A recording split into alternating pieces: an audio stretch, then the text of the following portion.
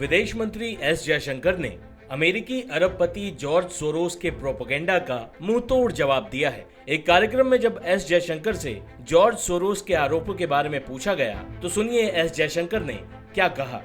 George Soros एक बूढ़े, अमीर और ओपिनिएटेड शख्स हैं जो यह सोचते हैं कि उनकी सोच के हिसाब से ही दुनिया चलेगी, लेकिन वो बूढ़े, अमीर, ओपिनिएटेड के साथ साथ खतरनाक भी हैं, क्योंकि ऐसे लोग पैसे खर्च करते हैं नैरेटिव चेंज करने के लिए, नैरेटिव बनाने के लिए। ये लोग पैसे के द्वारा अपना एजेंडा सेट करते हैं। इस केस में भी यह साफ है कि उनकी राजनीतिक प्रतिक्रिया दुनिया के सबसे बड़े लोकतंत्र के बारे में क्या है। वो सोचते हैं कि भारत के 1 अरब से अधिक लोग ये नहीं जानते कि लोकतंत्र क्या है। उनके जैसे लोग सोचते हैं कि चुनाव तभी तक अच्छा है जब तक उनका उम्मीदवार जीते, लेकिन जब ऐसा ना हो तो वो कहते हैं कि लोकतंत्र खतरे में है। ये सब डेमोक्रेसी, ओपन सोसाइटी के नाम पर फाउंडेशंस के जरिए होता है। इसलिए आज जरूरी है कि हम लोकतंत्र पर गंभीर चर्चा करें। अगर भारत के लोकतंत्र की बात करें तो चुनाव में वोटर्स का पार्टिसिपेशन, चुनाव की पारदर्शिता और सिस्टम पूरी तरह से काम कर रहा है। हमारे यहाँ चुनाव के बाद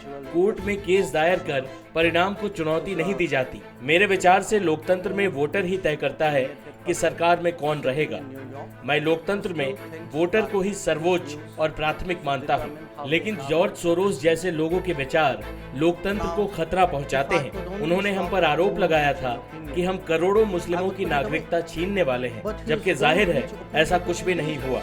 लोगों के बीच डर पैदा करने के लिए ऐसे नैरेटिव गढ़े जाते हैं। आज यह सोचने की जरूरत है कि वाकई किस देश में लोकतंत्र सच्चे अर्थों में काम कर रहा है।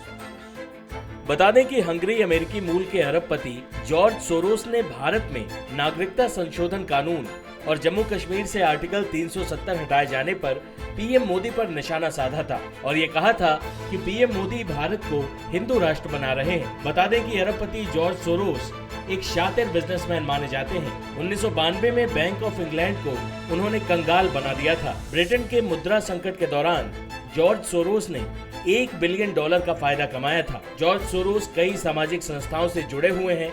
उनकी स्पष्ट राजनीतिक महत्वाकांक्षाएं हैं। टाइम्स नाउ नव भारत डिजिटल की रिपोर्ट।